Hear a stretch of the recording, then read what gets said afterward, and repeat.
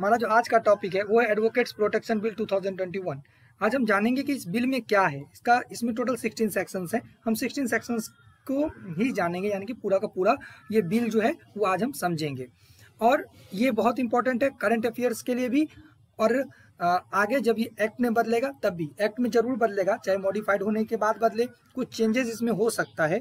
ऐसा नहीं है कि बिल जब लोकसभा राज्यसभा में जाता है दोनों में ही और एसेंट लेता है प्रेसिडेंट का, तब उससे पहले इसमें मॉडिफिकेशन हो सकता है। इसीलिए ये बिल ही एक्ट में बदल जाएगा, ऐसा नहीं है, विथ मॉडिफिकेशन भी आ सकता है, ये एक्ट में बदल सकता है। तो आइए वीडियो स्टार्ट करते हैं और जानते हैं सेक्शन 1 क्या कहता है। Short title and commitment 1, this bill may be called the advocate protection bill 2021।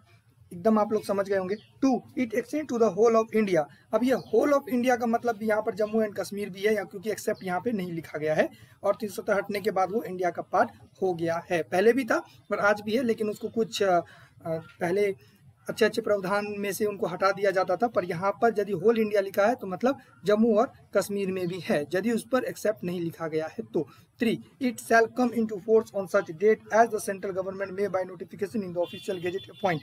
जब भी ये जो बिल है ये कब फोर्स में आएगा? जब सेंट्रल गवर्नमेंट नोटिफिकेशन जारी करेगा ऑफिशियल गेजेट का और अपॉइंट करके तब, यानी कि जब ये बिल एक्ट में बदलेगा तब। डिफिनीशन के आते हैं, हम डिफिनीशन देखते हैं। इन this act unless the constitute otherwise required, act means advocate protection act. यानी कि जब ये बिल एक्ट में बदलेगा तो एक्ट का मीनिंग क्या होगा? एडवोकेट प्रोटेक्शन एक्ट 2021 इसको कहा जाएगा। B, advocate shall have the same meaning as provided under section 2 sub clause 1A of the advocate act 1961। Advocate का जो मतलब है वो सेक्शन 2 सब क्लॉज 1A में जो दिया गया है एडवोकेट एक्ट 1961 में, उसी के डिफिनीशन को हम एडवोकेट मानेंगे। C, act of violence refers to acts committed by any person against an advocate with an intent to prejudice or derail the process of impartial, fair and fearless conduct of any litigation before any court, tribunal or authority in which such advocate is engaged, or act of retribution towards the outcome of proceeding before any of the above forms and include the following। इसमें कहा जा रहा है कि act of violence का definition दिया गया है कि उस कब हम एक्ट ऑफ वायलेंस को हम कब कहेंगे कि ये एक्ट ऑफ वायलेंस है। जब कोई ऐसा वायलेंस होता है जिसका इंटेंशन क्या है?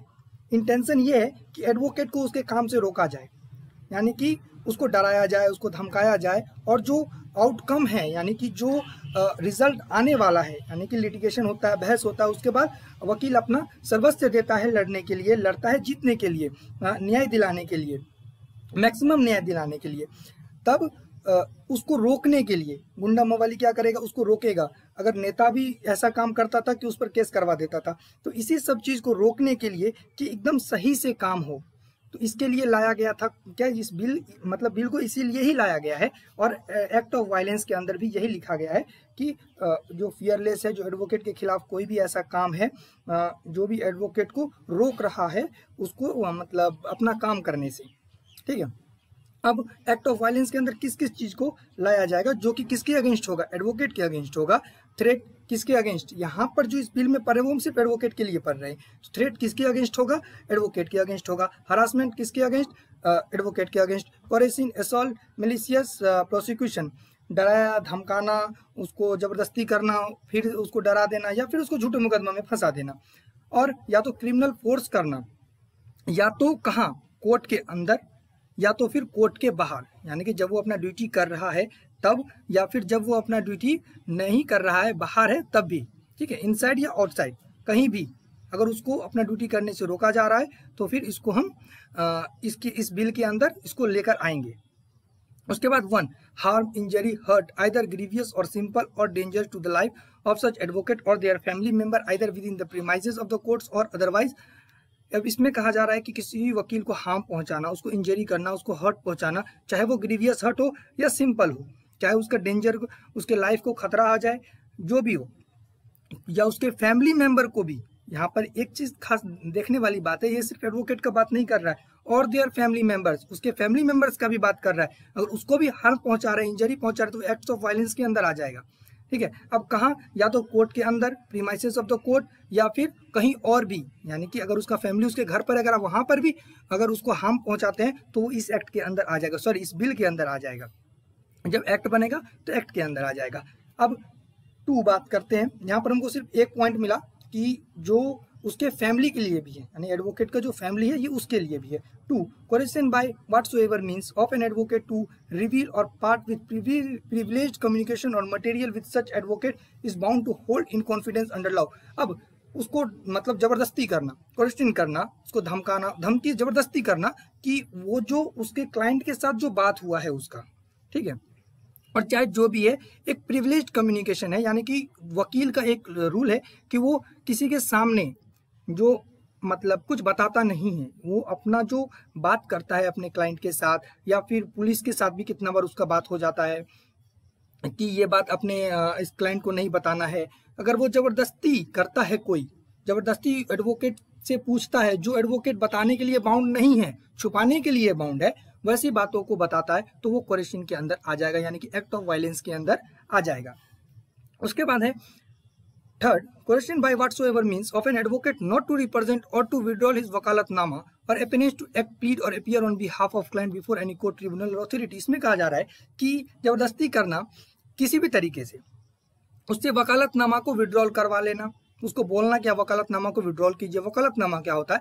वकालतनामा वो चीज है, एक पेपर है जिस पर आप सिग्नेचर करते हैं, यानी कि क्लाइंट सिग्नेचर करता है कि मेरे बिहाफ पर ये वकील जो उनका प्लीडर होगा ये काम करेगा, यानी कि ये इनके बिहाफ पर लड़ेंगे, ये होता है वकालतनामा। वकालतनामा एक परमिशन है जो कि क्लाइंट देता है किसको?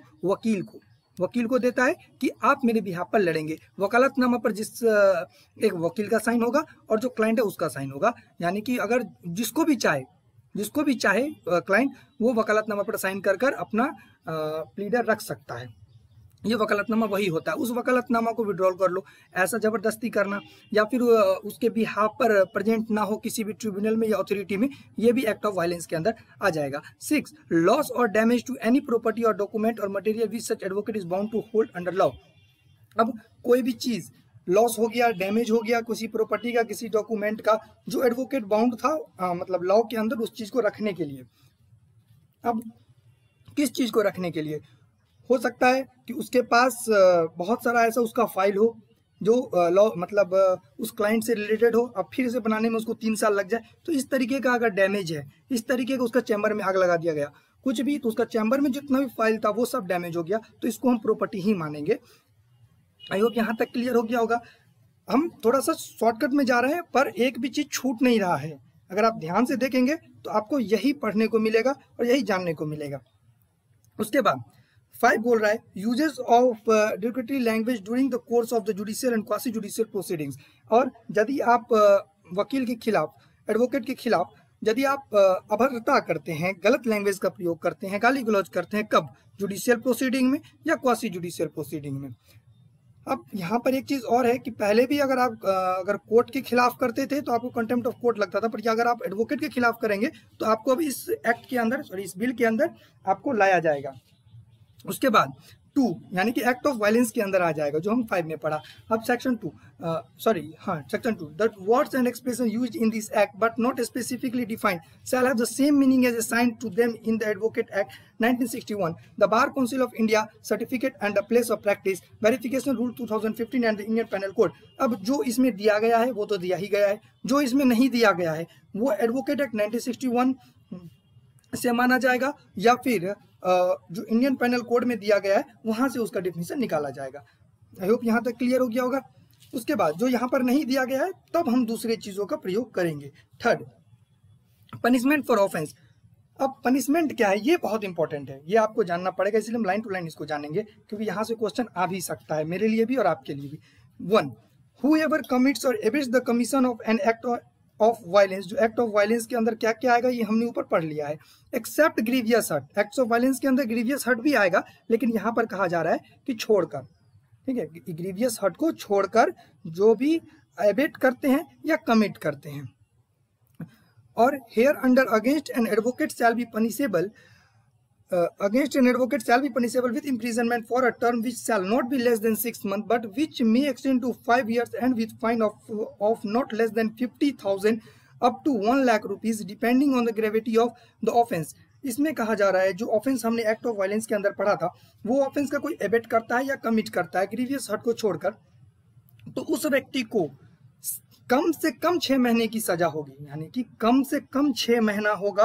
वहां पर पूछ सकता है कि मिनिमम पनिशमेंट क्या है, तो 6 मंथ है, और मैक्सिमम पनिशमेंट क्या है, तो मैक्सिमम है 5 ईयर्स, 5 ईयर्स तक जाएगा और फाइन के साथ जाएगा। ठीक है, 5 ईयर्स भी हो सकता है और फाइन के साथ भी जा सकता है, जो कि फाइन जो 50,000 से नीचे का नहीं होगा और 1 लाख रुपए तक जाएगा। ये डिपेंड कौन सा करेगा कि ऑफेंस कैसा है। लेकिन ग्रीवियस एक्ट को छोड़कर अब आते हैं 2 में।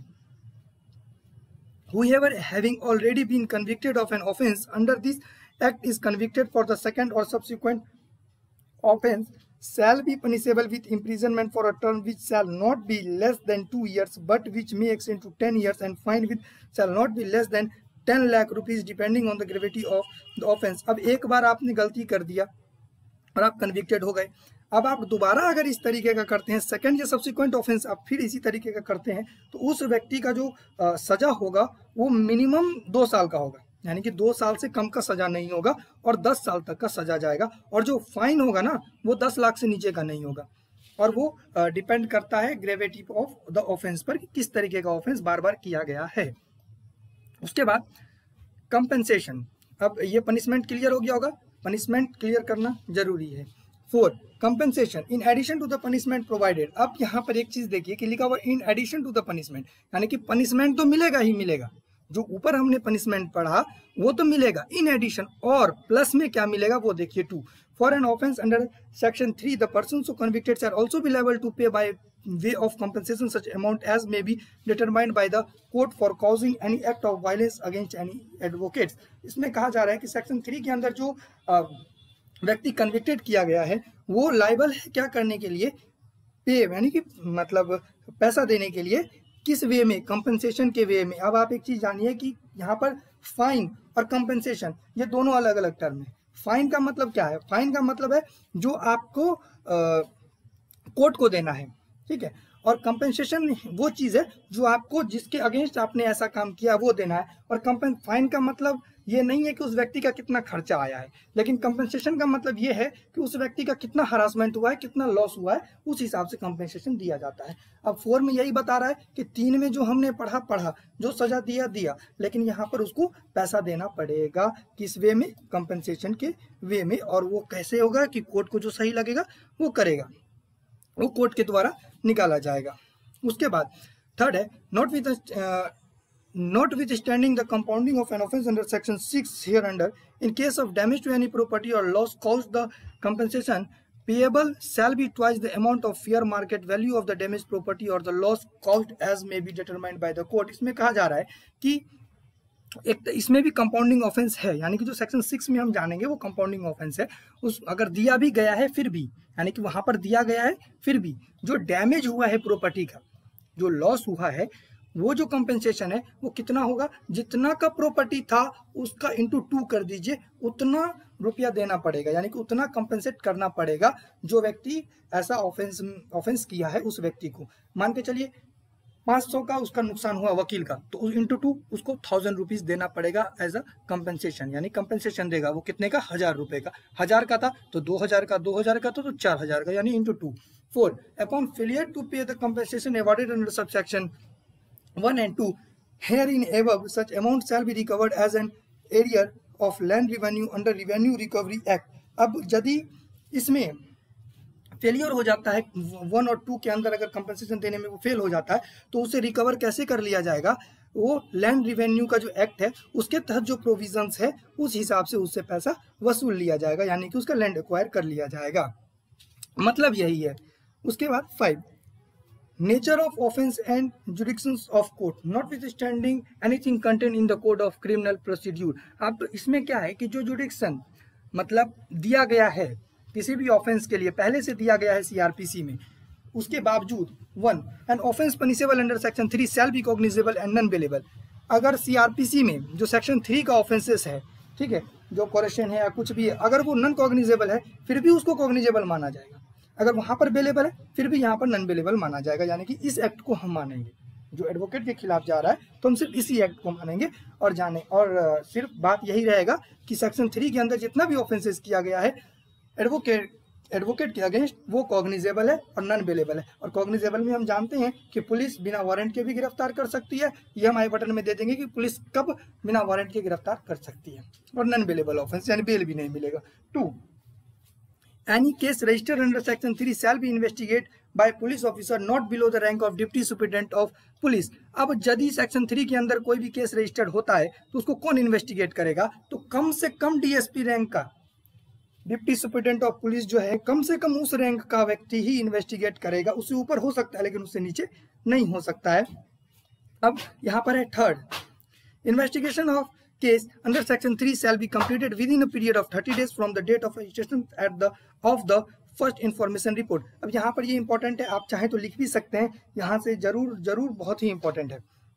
सेक्शन 3 के तहत अगर कोई भी इन्वेस्टिगेशन स्टार्ट होता है तो वो 30 दिन में इन्वेस्टिगेशन कंप्लीट करना होगा। कब? जब से एफआईआर जो है वो लिखवाया गया है, यानी कि एफआईआर लॉन्च हुआ उससे 30 दिन के बाद तक, यानी कि 30 दिन के अंदर जो इन्वेस्टिगेशन है वो कंप्लीट करना होगा। उसके बाद 4, no court inferior to that of rank of a district and session जज shall try an offence punishable under section 3।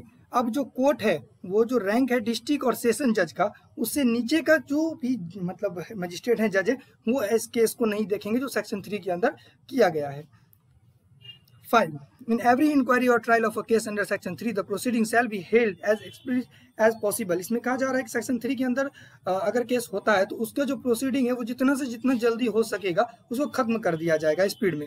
And in particular when the examination of witness has once begin, जब witness का examination एक बार शुरू हो गया, the same shall be continued from day to day until all the witness have been examined. अब तब तक होता रहेगा, यानी लगातार हो जाएगा, डे टू डे। जो विटनेस जैसे होता है ना कि 5 दिन के बाद बुला रहे हैं, 6 दिन के बाद बुला रहे हैं, ये नहीं, डे टू डे, यानी कि रोज रोज बुलाना पड़ेगा। कब तक? जब तक कि पूरा का पूरा जो विटनेस है वो एग्जामिन्ड ना कर लिया जाए।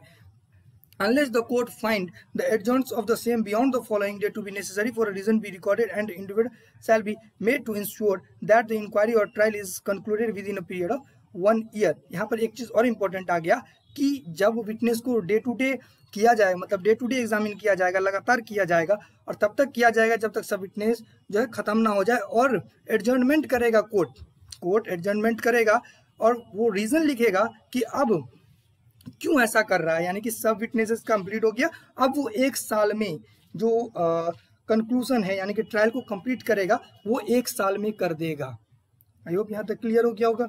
1 साल के अंदर, यानी 1 साल तक ही उसको कंप्लीट करना होगा कि ट्रायल खत्म करना होगा। कब? जब सेक्शन 3 के अंदर कोई केस होता है तो।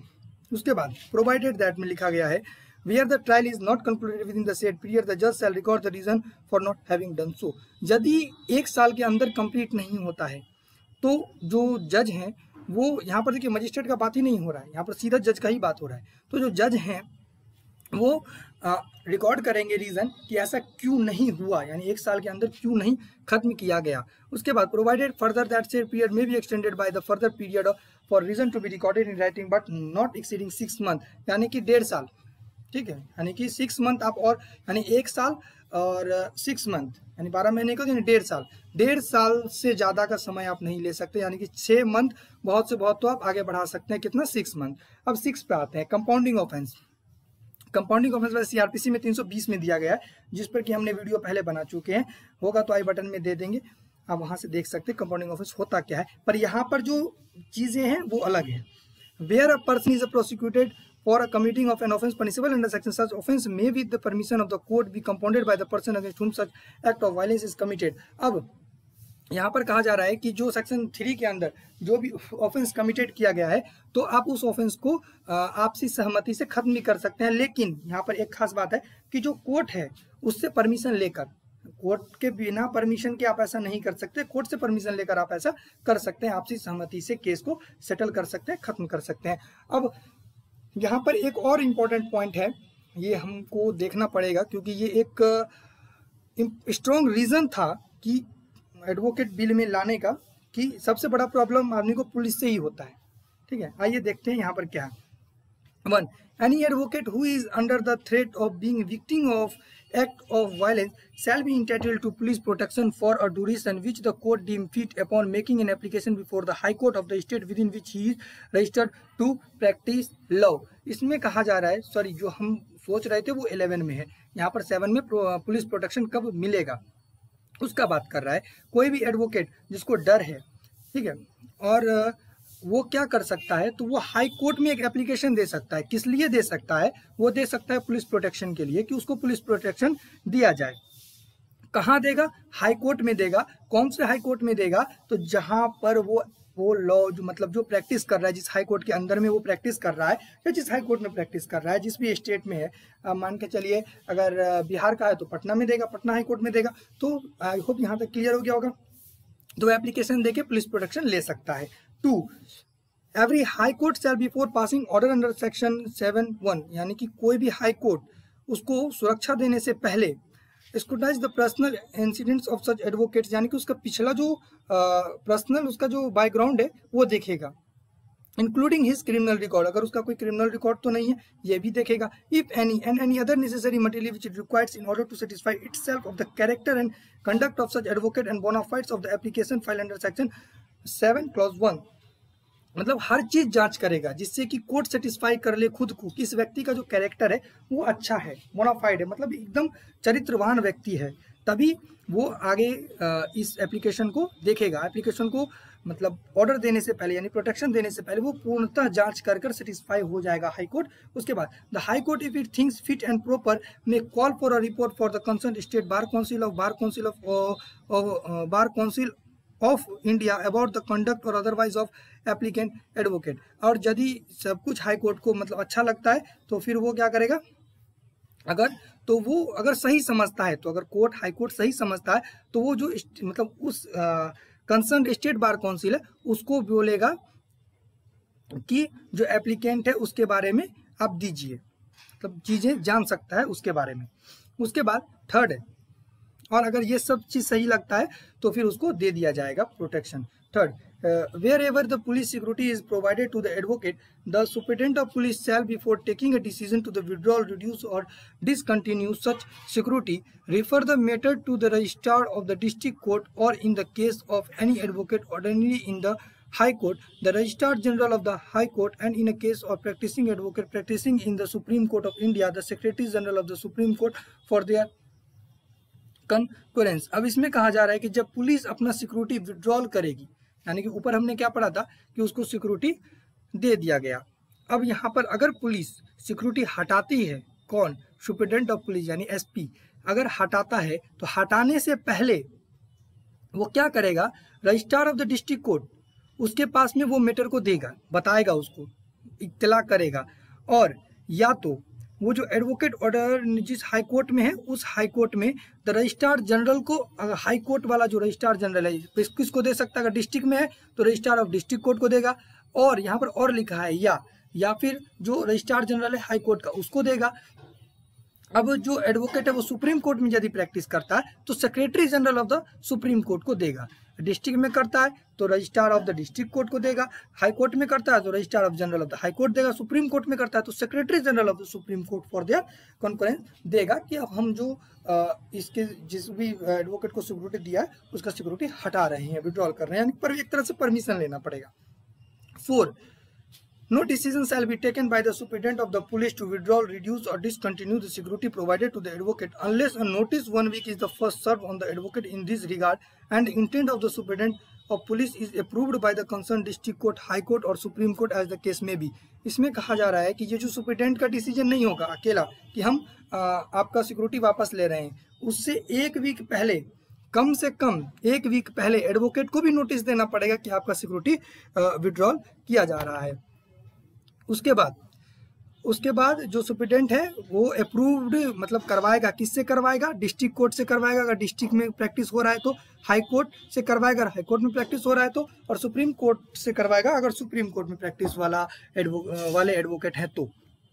उसके बाद 8, advocate deemed to be officer of the institution, an advocate pleading for a party before the court, tribunal, authority including the police shall be deemed to be to be an officer of such institution and be extended same treatment available to the other officers of such institution। यानी कि court के अंदर police officer भी, court के अंदर जो police officer को भी हम ऑफिसर बोलते हैं, तो उसको भी एज ऑफिसर ही ट्रीट किया जाएगा, एडवोकेट को भी। क्योंकि कैसे, जैसे कि हम दूसरे ऑफिसर्स को करते हैं, जैसे पब्लिक प्रोसिक्यूटर को हम ऑफिसर बोलते हैं, वो भी है, जैसे कि रजिस्ट्रार है, जितना भी कोर्ट के अंदर होता है जो ऑफिसर्स हैं, तो उसमें एक ऑफिसर्स की तरह हम ट्रीट करेंगे किसको, एडवोकेट को भी, और एडवोकेट को भी हम ऑफिसर मानेंगे उस इंस्टीट्यूशन का।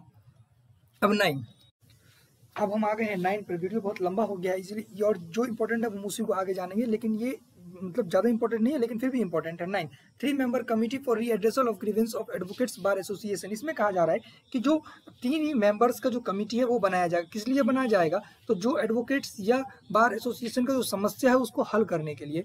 तो इसमें क्या है कि the central or state government जो भी जैसा भी केस है, self constitute a grievance redressal committee for redressal of grievances of the advocates at every level in every district court, high court and supreme court. अब ये 3 level पर होगा, ये जो कमिटी है 3 मेंबर्स का, ये 3 लेवल पर होगा। कौन सा, डिस्ट्रिक्ट में डिस्ट्रिक्ट कोर्ट, हाई कोर्ट में हाई कोर्ट, और सुप्रीम कोर्ट में सुप्रीम कोर्ट। अब उसके बाद क्या है कि इसमें जो डिस्ट्रिक्ट लेवल का जो प्रॉब्लम होगा, जो हेड होगा, इस कमिटी का जो हेड होगा डिस्ट्रिक्ट में कौन होगा, तो डिस्ट्रिक्ट जज होगा, ठीक है। और जो हाई कोर्ट में होगा, वो अगर हाई कोर्ट का प्रॉब्लम यानी कि तालुका लेवल का अगर कोई प्रॉब्लम है, तो उसमें chief justice of high court होगा। चीफ जस्टिस जो होंगे हाई कोर्ट के, वो कमिटी के हेड होंगे, या फिर उनके पास ये पावर है कि वो नॉमिनेट भी कर सकते हैं किसी दूसरे जज को अपने बिहाफ पर।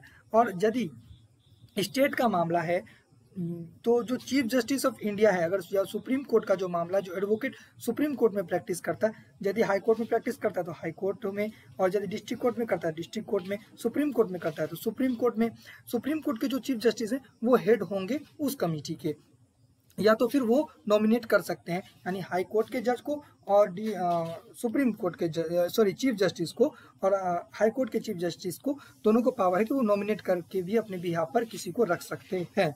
और आई होप यहाँ तक क्लियर हो गया होगा। 3 लेवल पर होगा, वो आप देख सकते हैं, डिस्ट्रिक्ट, हाई कोर्ट और सुप्रीम कोर्ट। कौन कौन हेड होगा ये भी आपने देख लिया। अब ये ज़्यादा इंपॉर्टेंट नहीं है। उसके बाद यहाँ पर एक चीज़ दिया है, जो प्रेसिडेंट है, the president of the concern bar association shall be specially invited in the meeting of the committee. जो प्रेसिडेंट है किसका, कंसर्न बार एसोसिएशन का, वो एक स्पेशल इन्विटी भेजेगा किसी भी मीटिंग के लिए। यानी कि स्पेशल इन्विटी मतलब होता है एक गुप्त तरह से एक मीटिंग किया जाएगा जिसमें कि सिलेक्टेड आदमियों को बुलाया जाएगा। हालांकि जो कमिटी है वो दूसरे को भी इन्वाइट कर सकता है, किसको, एडवोकेट को, ऑफिसर्स को, अथॉरिटी को, जज को, एक्सेट्रा को, यानी और भी किसी को, इन इट्स मीटिंग, अपनी मीटिंग में। If the committee deems fit and proper, यदि कमिटी को सही लगता है तभी, अगर उनको सही लगता है तो वो जिसको भी चाहे बुला सकते हैं। The time and place of the meeting shall be fixed by the chairperson of the committee. जो टाइम फिक्स्ड किया जाएगा और जगह जो फिक्स्ड किया जाएगा वो चेयरपर्सन ऑफ द कमिटी के द्वारा किया जाएगा। अब इसके बाद यहाँ पर एक चीज क्वेश्चन आ सकता है कि provided that if the issue grievance is of such nature which effect the advocate of entire state and or relates to the some demands raised by the bar council of state. जब कोई चीज़ या तो बार council of state के द्वारा मांगा जाता है, raise किया जाता है, या तो फिर ऐसा कोई चीज़ है जो एडवोकेट को तो इफेक्ट कर ही रहा है लेकिन इंटायर स्टेट को इफेक्ट कर रहा है, यानी कि पूरे स्टेट को इफेक्ट पहुंचा सकता है, ऐसा प्रॉब्लम है, तो उस प्रॉब्लम को कौन देखेगा, वो देखेगा हाई कोर्ट लेवल का कमिटी।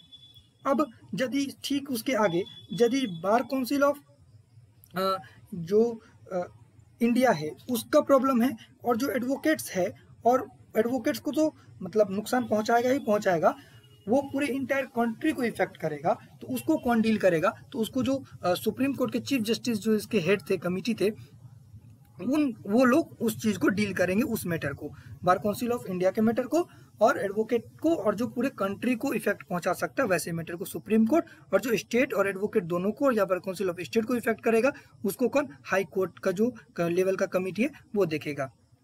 उसके बाद यहाँ पर है, any grievance brought to the notice of the chairman of the committee shall be properly addressed by the committee and the committee shall hear the concerned party in order to settle the matter amicably। जो अगर कोई चीज सामने लाया जाता है chairperson of the committee का, तो उसको जो कमिटी है वो एड्रेस करेगी और दोनों कंसर्न पार्टी को, यानी कि दोनों ही पार्टी को बुलाएगी और उसको मतलब अच्छे से प्यार से उसको खत्म करने का प्रयास करेगी। उसके बाद if the grievance of the advocate or the concern bar association against any executive authority, अब जो एडवोकेट है या फिर बार एसोसिएशन है, यदि वो एग्जीक्यूटिव अथॉरिटी के अगेंस्ट में कोई प्रॉब्लम है तो वो committee shall do the needful for the addressing and removal of the grievances of the advocate bar association और बार काउंसिल। जो उनको सही लगेगा, जो कमिटी को जो सही लगेगा वो काम करेंगे। किस चीज के लिए? इस चीज को दूर करने के लिए, इस प्रॉब्लम को दूर करने के लिए। The committee shall be empowered to issue appropriate directions, suggestions to the concerned police officer not below the rank of superintendent of police or other governmental authorities under the concerned government for the readdressal of the grievance received। अब इसमें क्या कहा गया है कि जो committee है, चाहे कोई भी 3 लेवल का कमिटी है, पता है ना, डिस्ट्रिक्ट लेवल का, हाई कोर्ट लेवल का और सुप्रीम कोर्ट लेवल का, यानी कि 3 यहाँ पर सीधे जहाँ पर कमिटी लिखा है वहाँ पर हम तीनों का बात कर रहे हैं। उसके पास ये पावर होगा कि वो डायरेक्शन दे सकता है, सजेशन दे सकता है पुलिस ऑफिसर को जो कि एसपी रैंक से नीचे का नहीं है उसको, या फिर दूसरे गवर्नमेंटल अथॉरिटीज को दे सकता है जो कि उस गवर्नमेंट के अंदर में काम करता है, कि उसके मतलब उसके खिलाफ या किसी भी मतलब जो प्रॉब्लम रिसीव्ड किया गया है उसको दूर करने के लिए वो सजेशन दे सकता है। ये कमिटी के पास पावर है। उसके बाद 10 है protection of action is due conduct of duties by advocates. इसमें 1 बोल रहा है, आप इंग्लिश में खुद पढ़िए। इसमें बोला जा रहा है कि जो भी लॉ हो, चाहे कोई भी कानून हो, उससे मतलब नहीं है, चाहे पहले से दिया गया हो, किसी भी एडवोकेट के खिलाफ आप प्रोसीडिंग नहीं चला सकते हैं। आप प्रोसीडिंग चला ही नहीं सकते हैं जब वो अपना ड्यूटीज़ कर रहा था। या तो कोई काम वो गुड फेथ में कर दिया, या फिर उसका इंटेंशन था कि वो गुड फेथ में करने जा रहा था, यानी होगा, वो करेगा, ठीक है। तो ये बात यहाँ पर लिखा गया है कि उसके अगेंस्ट आप प्रोसीडिंग नहीं चला सकते हैं। उसके बाद 2 है government shell recognize and respect all communications and consultations between lawyers and their clients within the professional relationship and they are to be treated as confidential। इसमें कहा जा रहा है कि जितना भी कम्युनिकेशन होगा लॉयर के बीच में और उसके क्लाइंट्स के बीच में, उसको प्रोफेशनल जो होगा, प्रोफेशनल रिलेशनशिप जो है उसको मतलब छुपाया जाएगा। वो आप बताने के लिए बाध नहीं है, आपको अपना छुपा कर आप रख सकते हैं। जरूरी नहीं है कि आपसे कोई पूछे, चाहे वो कितना भी बड़ा क्रिमिनल हो, तो आप बताएं। आप दोनों का जो बात है वो छुपा हुआ रहेगा। 3rd, lawyer shall be entitled to form and join professional association to represent their interest, promote their continued education and training, and protest for their rights, privileges, professional integrity and duties, and shall exercise their function without any external interference। इसमें कहा जा रहा है कि जो lawyers है वो क्या करेगा, किसी भी मतलब प्रोफेशनल एसोसिएशन को वो बना भी सकता है, फॉर्म भी कर सकता है, ज्वाइन भी कर सकता है अपना इंटरेस्ट के लिए, अपने इंटरेस्ट को रिप्रेजेंट करने के लिए, अपने कंटिन्यूड एजुकेशन को प्रमोट करने के लिए, किसी भी ट्रेनिंग या किसी भी प्रोटेस्ट जो उनका राइट है, अपने राइट के लिए प्रोटेस्ट करना, वो भी वो कर सकते हैं। Privilege professional integrity and duties and shall exercise their function without any external interference. यानी कि ये जो हम ऊपर पढ़ रहे हैं ये सब काम वो कर सकते हैं बिना किसी रुकावट के, यानी कि वो हड़ताल भी करें तो उनको कोई रोक नहीं सकता, ठीक है। वो रुकावट के बिना ही ये सब काम करेंगे। एक्सेप्ट एनी डायरेक्ट और indirect prohibitory order resolution of the statutory bodies under advocate act. अब यहाँ पर इसको छोड़कर, अब यदि कोई एडवोकेट एक्ट के अंदर कोई रिसोल्यूशन पास हो गया, कोई ऑर्डर आ गया, डायरेक्ट या इनडायरेक्ट, या आपको ऐसा काम नहीं करना है, तो फिर वो काम वो नहीं कर सकते हैं, अदरवाइज वो कुछ भी करें। 11, बस सबसे ज़्यादा वायरल होने का जो वीडियो है वो यही है। 11, protection from illegal arrest and malicious prosecutions of advocate. झूठे केसों से बचाना और इलीगल अरेस्ट से बचाना, सबसे बड़ा कारण यही है इस बिल का, और सबसे ज़्यादा लोग इसी को पसंद करते हैं। तो आइए इसको अच्छे से जानते हैं। 1, no police officer shall arrest an advocate and or investigate a case against an advocate without the specific order of the chief judicial magistrate। कोई भी पुलिस अरेस्ट नहीं कर सकता है किसी भी एडवोकेट को, और इन्वेस्टिगेट भी नहीं कर सकता है किसी एडवोकेट के केस को। यानी कि अगर एडवोकेट के अगेंस्ट कोई केस है उसको बिना परमिशन के, यदि चीफ जुडिशियल मजिस्ट्रेट से बिना परमिशन के वो इन्वेस्टिगेट भी नहीं कर सकता है, चाहे केस कोई सा भी हो।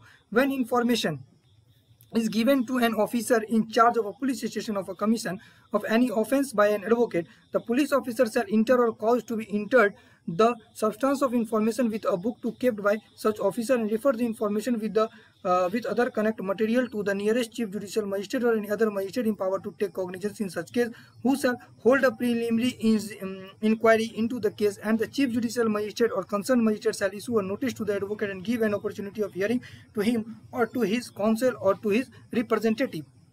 इसमें कहा जा रहा है, कहाँ तक हमने पढ़ा था कि जुडिशियल मजिस्ट्रेट के बिना ऑर्डर के आप उसका प्रोसीडिंग भी नहीं चलेगा, यानी कि उसके खिलाफ आप इन्वेस्टिगेशन भी नहीं कर सकते, अरेस्ट तो नहीं कर सकते हैं।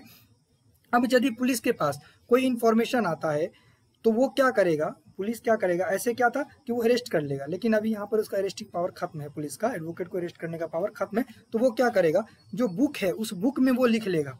लेकिन यहाँ पर एक चीज और देने वाला है, other with other connected material, यानी कि एविडेंस भी होना चाहिए। यहाँ पर ये चीज आप ध्यान दीजिए, विथ अदर कनेक्टेड मटेरियल के साथ ही वो जो बताया है वो तो इन्फॉर्मेशन है ही, प्लस में एविडेंस भी होना चाहिए।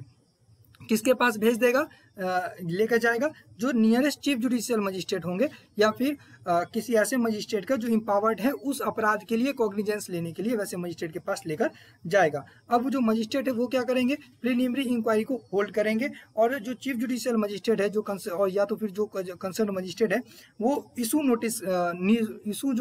नोटिस इशू करेंगे किसको, एडवोकेट को, और उसको अपॉर्चुनिटी देंगे कि आप आइए और हियरिंग होगा, और दोनों या तो फिर अपने रिप्रेजेंटेटिव को भेजिए, जिसको भी आपको भेजना है आप भेज, जैसे प्रोसेस चलता है तो वो एडवोकेट को भी सुनेंगे। उसके बाद अपॉन सच हियरिंग एंड और precious of the material placed before him, अब जब हियरिंग हुआ या तो फिर जो मटेरियल उनके पास दिया गया चीफ जुडिशियल मजिस्ट्रेट के पास या फिर कंसर्न मजिस्ट्रेट के पास, तो फिर finds that the FIR has been lodged against the advocate because of some malice reason emitting from the discharge of some official duty of the advocate, then in such case the chief judicial magistrate concerned magistrate shall grant bail to the advocate। अब यदि यहाँ पर जो FIR lodged हो गया और hearing भी हुआ, अब यदि उनको ऐसा लगता है मजिस्ट्रेट को, कंसर्न मजिस्ट्रेट को या चीफ जुडिशियल मजिस्ट्रेट को कि इस व्यक्ति को झूठा फंसाने के लिए, इसको अपना काम जो काम वो कर रहा है उस काम से रोकने के लिए ये केस किया गया है, तो वो क्या करेंगे, उसको तुरंत ही बेल दे देंगे, किसको, एडवोकेट को। Provided that if the offence alleged is triable by the court of session, the chief judicial magistrate or the concerned magistrate shall grant interim bail and refer the matter to the concerned session judge for the needful, and the session judge shall act as per the provision contained under section 33 of the CRPC। ये बहुत important है। यहाँ पर कहा गया है कि यहाँ पर क्या था कि बेल दे देंगे ये चीफ जुडिशियल मजिस्ट्रेट का, लेकिन यदि अपराध ऐसा है जो कि exclusively tribal bye session court है, यानी कि अपराध कुछ बड़ा है, तो चीफ जुडिशियल मजिस्ट्रेट क्या करेंगे, उसको इंटरिम बेल दे देंगे। इंटरिम बेल मतलब क्या होता है, तत्कालीन बेल, यानी कि उसमें कुछ चीज होता है उसके बाद उनको फिर से बेल लेना पड़ेगा, तो ये इंटरिम बेल दे सकते हैं। और जो मैटर है उसको रेफर कहाँ कर देंगे, सेशन जज का, और सेशन जज फिर कैसे उस केस को डील करेगा, सीआरपीसी चैप्टर 33 के हिसाब से, सीआरपीसी के हिसाब से फिर आगे केस चलेगा। यदि सेशन का मामला है तो सेशन का मामला हो गया, मतलब एग्जाम्पल जानिए, मर्डर हो गया, रेप हो गया, और 307 भी हो गया, लेकिन 307 में भी अगर मेडिकल है उसमें भी बहुत सारा रूल है, तो उस तरीके से डकैती हो गया, ये सब केस जो है वो exclusively travel by session court, यानी बड़ा अपराध अगर है तो सेशन कोर्ट देखेगा। और चैप्टर 33, ये चैप्टर 33 हमारा कंप्लीट हो गया है, ये हम आई बटन में दे देंगे, आप वहां से जाकर देख सकते हैं कि सेशन कोर्ट का ट्रायल कैसे चलता है। उसके बाद provided further that if the chief judicial magistrate or the concerned magistrate find that the plea and the material placed by the advocate are prima facie without any substance, then he will allow the police to proceed with investigation and may issue the warrant of arrest if required। अब यहाँ पर जो chief judicial magistrate है, जो concern magistrate हैं, जो भी हैं, अगर उनके पास जो मटेरियल दिया गया है, अब प्राइमा फेसिया ऐसा लगता है कि ये एडवोकेट गुनहगार हो सकता है, तो वो क्या करेंगे, इन्वेस्टिगेशन के लिए अलाउ कर देंगे किसको, पुलिस को, और जरूरत पड़ा तो अरेस्ट वारंट भी निकाल सकते हैं, किसके खिलाफ, एडवोकेट के खिलाफ। 2 bear any suit, prosecution or other legal proceeding institute against an advocate by any person if is found to be vexation motivated by a malicious intention to drill the process of the impartial, fair and fearless conduct of any litigation before any court, tribunal or authority in which advocate is engaged, or if any prosecution suit or legal proceeding is found to be is an act of retribution towards the outcome of proceeding before any of the above forms, the said proceeding shall be liable to the dismissed or quashed with cost as the concern court deems fit and proper. अब यदि उनको ऐसा लग जाता है, जो भी prosecution, जो भी लीगल प्रोसीडिंग चल रहा था, जो भी एडवोकेट के अगेंस्ट चल रहा है, जो भी केस इंस्टीट्यूट किया गया है एडवोकेट के खिलाफ, अब यदि जो भी उनको लगता है, यानी कि ऐसा बात है कि फंसाने के लिए, किसी भी कार्य को रोकने के लिए, जो भी एडवोकेट इंगेज है किसी भी केस में, उस केस को रोकने के लिए, उसको बर्बाद करने के लिए, उस केस का जो फेयर ट्रायल ना चल पाए, इस उद्देश्य के साथ किसी भी इस तरह से एडवोकेट को फंसाया गया है, झूठ में उसको फंसा दिया गया है, तो फिर उसका जो, तो वो क्या करेंगे, उसको क्वाश कर देंगे। क्वाश मतलब खत्म कर देंगे केस को। सीआरपीसी में 482 के अंदर होता है। अब यहाँ पर भी क्या है कि उसको क्वाश कर दिया जाएगा, यानी कि हमेशा के लिए खत्म कर दिया जाएगा, ट्रायल नहीं चलेगा, उसको खत्म कर दिया जाएगा। यहाँ पर एक खास बात है, विथ कॉस्ट, यानी कि जो व्यक्ति केस किया है उससे पैसा भी लिया जाएगा, यानी कि जितना भी नुकसान हुआ होगा वो सब कुछ लिया जाएगा उससे, अगर झूठा केस हुआ तो। As the concern court deem fit and proper, जितना भी उनको सही लगेगा। ये तो सबके लिए कर देना चाहिए था कि जो भी झूठा केस करेगा उसको कॉस्ट विथ कॉस्ट होना चाहिए। ये मेरा ओपिनियन है। अगर कमेंट में आप लिख सकते हैं अगर आपको भी लगता है कि ऐसा होना चाहिए, क्योंकि झूठा केस बढ़ता जा रहा है, बहुत ज़्यादा ही बढ़ता जा रहा है झूठा केस। और एडवोकेट बिल में देखिए कितना अच्छा चीज़ लिखा हुआ है, कॉस्ट विथ कॉस्ट, यानी कॉस्ट देना पड़ेगा आपको। पर हम लोगों में क्या सिस्टम है कि जो हार गया उसको कुछ नहीं देना पड़ता। हाँ, आप कंपनसेशन फाइल कर सकते हैं, ऐसा नहीं है नहीं कर सकते, लेकिन मैंडेटरी नहीं है। उसके बाद third, any person found to have initiate eviction or malicious proceedings against an advocate shall be liable to pay by way of compensation such amount as may be determined by the court, which amount shall not be less than 2 lakh rupees. ये देखिए, ये खास बात है यहाँ पर। अगर किसी एडवोकेट को आप झूठा फंसा रहे हैं, अगर पता चल गया कि आप झूठा फंसा रहे हैं, तो कॉस्ट तो होगा ही, विथ कॉस्ट। अब जो ये विथ कॉस्ट है ना, ये डिटरमाइन किसके द्वारा किया जाएगा, कोर्ट के द्वारा, लेकिन not be less than 2 lakh rupees. तो 2 लाख रुपए से कम का जो है आप उसको नहीं दे सकते हैं। पर ज़्यादा से ज़्यादा कहाँ तक एक्सटेंड कर सकते हैं, 10 लाख रुपीज़ तक आप एक्सटेंड कर सकते हैं, depending upon the nature of the allegation extend of damage. यानी कि जो नेचर कितना बड़ा आपने अपराध पर उसका नाम लगाया था, उसके हिसाब से पैसा फीस होगा। 2 लाख रुपया तो आपको देना ही पड़ेगा, ये चीज़ तो फिक्स है कि आप 2 लाख रुपया देंगे उसको। बाद बाकी ये 10 लाख तक आपसे लिया जा सकता है, आपसे मतलब जो भी केस करेगा उससे, झूठा केस वाले से लिया जा सकता है। ये सबके लिए होना चाहिए, हालांकि चलिए एडवोकेट के लिए भी है, वो भी अच्छा है। 12, presumptions as to coercion in case of a public servant obtaining privilege communication from legal practitioner. इसमें कहा जा रहा है कि यदि जो पब्लिक सर्वेंट है उसके द्वारा लिया जाता है, कभी कभी क्या होता है, जो लीगल प्रैक्टिशनर है, जो लॉयर एडवोकेट है, उससे प्रेशर करके उसका बात को लिया जाता है, उससे पूछा जाता है। When ever any public servant having a power of investigate under chapter 12 of the code of criminal procedure or such other powers of detention, arrest and investigation in any other law or purporting to so act under any law is found in position or found to use in his investigation any such privileged communication or material which can be shown to be obtained from an advocate, it shall be presumed that such privileged communication or material was obtained by such public servant by coercion। अब यदि police अपने power का इस्तेमाल करता है, पहली बात तो अरेस्ट नहीं कर पाएगा। अब यहाँ पर क्या है कि हम लोग फंस गए कि एक तरफ हम बोलते हैं कि आप अरेस्ट ही नहीं कर पाएंगे, दूसरी तरफ बता रहे हैं कि पुलिस अपने पावर के साथ किसी को डिटेंशन करता है, अरेस्ट करता है, इन्वेस्टिगेशन का पावर का गलत दुरुपयोग करता है। दुरुपयोग करने के बाद यदि उससे ले लिया जाता है कोई भी चीज़, एडवोकेट से अगर कोई भी बात लिया जाता है और कोर्ट में कहा जाता है कि ये बात एडवोकेट से पता चला, ये बात हमने एडवोकेट से पूछा है, तो इसको इस तरीके से प्रिज्यूम किया जाएगा कि ये आपने ज़बरदस्ती लिया है। अगर आप एडवोकेट से कुछ पूछते हैं और आप कोर्ट में जाकर बोल देते हैं कि ये एडवोकेट विटनेस है, इन्हीं ने हमको ये बात बताया, अगर एडवोकेट बोल दे कि नहीं हमने नहीं बताया या फिर हमसे ज़बरदस्ती पूछा गया, अगर नहीं भी बताया जाता है फिर भी हमको ये प्रिज्यूम ही करेगा कोर्ट खुद ब खुद सोच लेगा कि ये जो प्रिविलेज कम्युनिकेशन है ये लिया गया है पब्लिक सर्वेंट द्वारा, कैसे ज़बरदस्ती, कोरेशन, डरा कर धमका कर ही लिया गया है। उसके बाद है 13, पावर टू मेक रूल्स। अब 1, the central government after consultation with the Bar Council of India by notification in the official gazette make rules for carrying out the purpose of this act। अब इसमें क्या है कि central government जो बार council of India से पूछकर इसमें changes कर सकती है इस एक्ट में। उसके बाद 2 है, every rule made under this act shall be laid as soon as may be after it is made before each house of parliament. ये वही बात बता रहा है, इसको हम उतना नहीं देखते हैं कि जैसे कि ये बिल जो एक्ट में बदलेगा बस ये उसी का प्रोसेस है। उसके बाद 14 application of code of criminal procedure to proceeding under this act save as otherwise provided in this act the provision of the code of criminal procedure including the provision as to bail and bounds and appeal shall apply to the proceeding before the court. मतलब जैसा कि जो bell और bell bound का जो चीजेस है वो CrPC के ही हिसाब से काम चलेगा, यहाँ पर काम होगा। 15 सोशल सिक्योरिटीज। अब इसमें कहा जा रहा है कि जो इसमें नहीं दिया गया है उसका मतलब यहाँ पर बात हो रहा है। अगर यहाँ पर दिया गया है तो इस हिसाब से चलेगा, लेकिन अगर यहाँ पर नहीं दिया गया है, जैसे कि सेशन कोड था, हमने क्या पढ़ा था कि चैप्टर 33 के द्वारा चलाया जाएगा बेल बेल बाउंड, तो यहाँ पर बात वही हो रहा है, अपील बेल बेल बाउंड्स के बारे में वो सीआरपीसी के हिसाब से काम होगा। उसके बाद सोशल सिक्योरिटीज फॉर एडवोकेट्स, यहाँ पर सोशल सिक्योरिटीज का बात हो रहा है।